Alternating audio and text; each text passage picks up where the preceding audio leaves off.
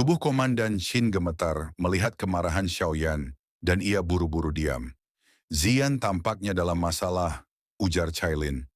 Apa kita harus masuk ke alam kosong membantunya? Xiaoyan menggeleng. Belum. Selama ahli Heaven Demon Phoenix dan Python 9 Serene belum masuk, Zian masih bisa bertahan. Kita tahan mereka di sini dulu. Setelah mendapat semua informasi dari Komandan Shin, Xiaoyan mengakhirinya. Sekarang lepaskan kami. Aku sudah mengatakan semuanya, pinta Shin lemah. Darahnya hampir habis. Xiaoyan hanya menatap dingin. Ia menyegel Douchi kelompok naga itu dan melempar mereka ke salah satu lorong gelap jurang. Hidup mati mereka bergantung pada nasib. Ayo pergi, kita menuju Nine Serene Spring. Ia melaju ke kedalaman bawah tanah bersama Cailin, Little Fairy Doctor, dan Qinglin. Dengan peta lengkap, mereka menembus wilayah bawah tanah dan akhirnya tiba di pusat kekuasaan Python 9 Serene, jaringan ular Serene. Tak heran mereka salah satu tiga suku besar, ahlinya sangat banyak, gumam Xiaoyan. Cailin tampak kagum melihat banyaknya manusia ular di sana. Xiaoyan menjelaskan bahwa mata air suci terletak di bagian terdalam dan dijaga para ahli kuat, termasuk Ban Sheng. Mereka pun menyembunyikan aura. Xiaoyan memutar ruang dan membawa semua orang melintas tanpa terdeteksi. Aura para ahli terasa semakin kuat, namun kemampuan ruangnya membuat mereka aman.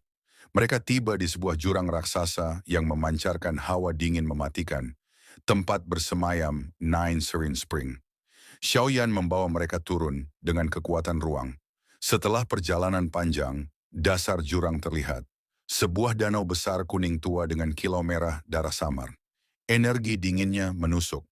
Bahkan kaum mereka sendiri tak bisa lama bertahan di sini, ujar Little Fairy Doctor. Itu membuat tempat ini aman dari gangguan. Xiaoyan menyentuh air dan langsung membeku. Heavenly Flame lah yang membuatnya bisa bertahan. Cailin, aku turun ke dasar mengambil Spring Blood Crystal. Setelah itu, kau menyusul, katanya.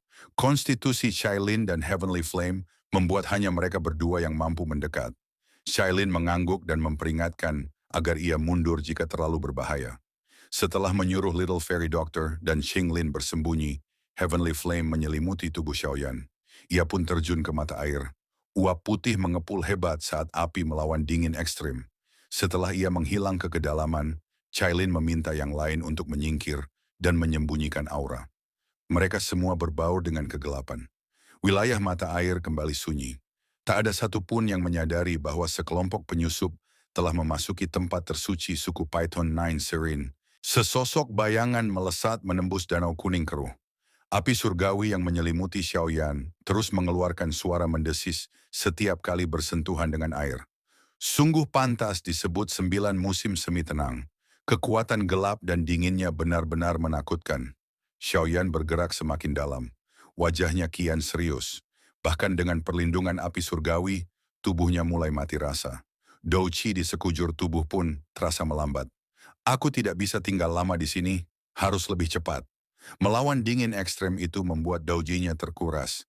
Meski sudah berada di kelas Dousheng, energi gelap dan dingin di mata air ini tak bisa dikendalikan, apalagi diserap. Ia mempercepat gerakan, meninggalkan jejak air dalam yang segera tertutup kembali. Semakin ke bawah dingin itu semakin menggila. Xiaoyan harus memaksa seluruh kekuatannya untuk menjaga Douji tetap mengalir. Seberapa dalam mata air ini sebenarnya? Jika terus begini, aku harus kembali. Kegelapan pekat menyelimuti dasar danau. Xiaoyan mengerutkan alis. Energi di tempat ini bahkan dapat mengikis Douchi. Tanpa api surgawi, mustahil ia bisa turun sejauh ini. Hiss! Suara samar terdengar. Seketika air di belakangnya mengompres. Bang! Xiaoyan memukul ke belakang, menghancurkan bayangan hitam yang mengintai. Makhluk itu meledak menjadi kabut darah. Bahkan ada makhluk hidup di tempat seperti ini. Belum sempat bergerak lagi, air di sekitar berfluktuasi.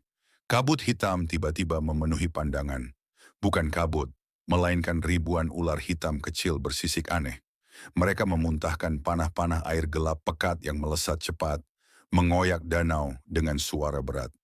Kekuatan gelap dan dinginnya bahkan lebih ganas. Tempat aneh memang melahirkan makhluk aneh. Xiaoyan teringat dunia magma di bawah Akademi Jianan. Sama-sama penuh makhluk misterius yang tak tersentuh dunia luar. Aku tak boleh membuang Douchi melawan mereka. Ia berubah menjadi kilatan cahaya dan melesat ke bawah. Namun kawanan ular itu mengejar dari segala arah tanpa henti. Hal yang merepotkan, melihat mereka terus mendekat, Xiaoyan mengeraskan ekspresi. Api surgawi berkobar di tangannya sebelum ia melemparkannya ke belakang. Api itu meledak menjadi lautan api, membakar ular-ular yang menabraknya. Sisa kawanan itu akhirnya berhenti, terus menembakkan panah air dari kejauhan untuk memadamkan api. Xiaoyan memanfaatkan momen itu dan melesat turun, meninggalkan mereka. Tempat ini benar-benar berbahaya, bukan kuatnya ular-ular itu, tapi panah air mereka. Bahkan Ban Sheng pun bisa celaka. Ia menarik napas lega dan menatap ke bawah. Cahaya samar mulai terlihat. Xiaoyan mempercepat gerakan dan akhirnya mencapai sebuah area luas berpasir. Pecahan batu berkilau memenuhi dasar danau, membuat tempat itu sedikit lebih terang. Mata air ini pasti meluas jauh ke dalam bumi. Jika nekat masuk lebih jauh, aku sendiri bisa membeku.